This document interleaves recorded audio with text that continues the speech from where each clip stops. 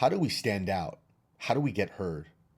How do we differentiate ourselves in a marketplace that is being bombarded with boundless choices and marketing messages screaming the same features and benefits, the same value propositions, and the same better price promise? Like all industries, the dental lab industry, our industry, is trending towards product commoditization. And while many fear the inevitable result is a race to the bottom, I'm here to tell you that the opposite is actually true. That if you study market dynamics, you will find that the commoditization of any industry will always share a common thread, and that is a diminished perception of value. That over time, the marketing communication and the customer experience become so entrenched in the status quo that the market invariably finds itself in a trap of oneness. The lack of product differentiation and behavioral innovation at the touch point firmly lowers the customer's expectation bar by creating the perception that there is no tangible difference between products and companies. This situation is called a market convention and should be the target of every brand differentiation strategy. The goal of brand differentiation is to remove your laboratory from the competitive set by disrupting the conventional pattern of human communication, thus forcing your customers to take notice. And while the term disrupting may sound negative, it's actually not. It's all about creativity. It is introducing customers to a refreshing experience to replace a lifeless one. Disruption is finding new visionary avenues to reinvent the customer experience. Now, before diving into brand disruption, we have to first talk about the power of a brand. In branding, when done correctly, is the opportunity to fully express yourself in the marketplace, your purpose, your personality, and the reason why you exist. Humanizing a brand dictates how you relate to your customers and how customers relate to your brand. And just as your personality is the only unique trait that separates you from others in the world, your brand personality should be equally unique to separate your company in the marketplace. We have to remember that your brand is a reflection of you. And the function then of branding is to flesh out the purposes of your lab that exist over and above the profits that you make by clearly communicating the attributes and core values for which you stand. It's more than a promise to deliver the functional benefits of your products, i.e., aesthetics and fit. It is a promise of an experience that has inspirational, emotional, relational, and experiential benefits. An experience that is communicated through every single human touch point you have with your customer.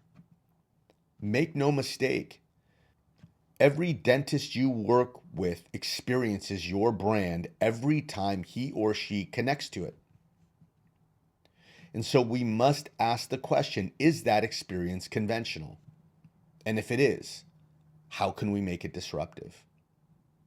The goal of branding is never to get the quick sale or account, but rather to build a meaningful and emotional connection based on the repetitive positive experiences aimed at building two things: loyalty and trust. And once that loyalty link is established, it is very difficult for your competitor to break that relational chain. The relationship becomes so strong that when the average price of a crown continues to slide due to commoditization, your pricing will remain stable because your customer will pay for the privilege to work with you. Why? Because something tells them deep down inside that they cannot afford to lose you. And what we must understand is that your laboratory and my company, in and of themselves, are lifeless, right? They're just legal entities, stone and wood. But branding is the process of humanizing your company. And the brand then looks for these conventional experiences that have become, let's say, cerebral, right? And we use those cerebral experiences as catalysts, right, to create emotional ones. Let's talk about the convention of what we do and how we communicate. Simon Sinek in his book Start With Why basically kind of illustrates how there are only two ways to get customers to do business with us. We can either manipulate them or we can inspire them. And, he reminds us that essentially we're all aware of the manipulation technique because we've all been doing it since we were kids. If you give me a piece of chocolate, I'll be your best friend. Manipulation can include dropping your price. If you drop it low enough, someone will buy from you. It can take the form of promotions, 2 for 1 or buy one, get one, right? Where we're essentially giving something away for free in order to lower the customer's risk and increase the chance that they'll buy from us. The fear of losing an account is a manipulator. Your dentist is asking for a better price, and so you feel obligated to provide it. Now, let's be clear, that's not to say that manipulation doesn't drive sales transactions. It absolutely does, and that's why we use them. But the problem with manipulation, right, strategies and tactics, is that they don't breed loyalty or trust. Now, we live in a world where most products are sold via a manipulative strategy. And what we have to understand to kind of pull ourselves out of that mindset is that it is a follower model that focuses on following the competition, not leading the customer. And our customers, your dentists, are bombarded on all sides with all of these types of sales pitches and brand strategies, which are extremely stressful for both your dentist and yourself.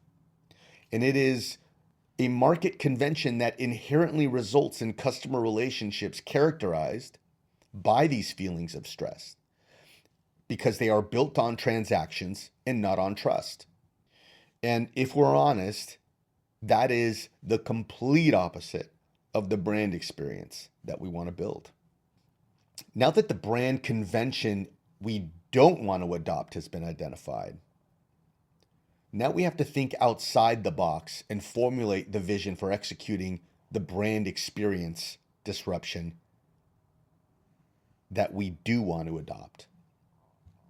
And so let's talk about the disruption of why we do it. We, as people, come in contact with thousands of people and brands each day. With all of these people and organizations, what is it about those very few brands that carry a disproportionate level of influence in our lives? And the reason is that they have inspired us with their message, which was endorsed by our experience with that brand. Consider the way that they communicate, right? And Simon Sinek breaks this down basically with his golden circle philosophy, is that they think, act, and communicate in a completely opposite way from everybody else. And they disrupt the convention of what with the disruption of why. And you see this pattern tangibly in loyalty brands such as Apple, Montblanc, or Harley Davidson, right? Conventional marketing communication focuses on what the company does. Disruptive marketing, in contrast, focuses on why they do it. And the disciplined strategy of disruption calls for you to develop your own disruption, making the shift from trying to sell to people who need what you have to clearly communicating why you exist in order to find the customers who want what you have. And there is a big difference. Every company knows what it does. This is the restoration catalog that you offer your dentist, right? Some laboratories will know how they do it, whether it's called a unique selling point or a value-added proposition. But very few laboratories know why they do it and communicate that why. And that does not mean making a profit. That is just a result of the process. Why means your purpose, your cause, your belief. Human nature is to communicate our confidence level, the clearest thing we know about ourselves, resulting in most companies thinking, acting, and communicating based on the exclusive thing that they do. Those who communicate why they exist create communities, groups of people with common sets of values and beliefs. Their customers don't buy what they do. They buy why they do it. These companies have successfully exchanged a stressful purchase decision for one that gifts, keyword, the purchaser with a self-expressive benefit and a great emotional feeling. And so as we land this, it's a helpful exercise to analyze the standardized behavior at every customer communication touch point in the business cycle of your laboratory to see and identify the universal patterns of doing business amongst your peers.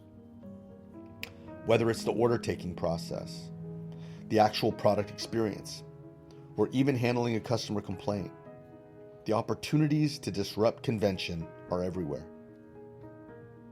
You just need to be on a mission to find them. Remember, there is not another person like you in this world.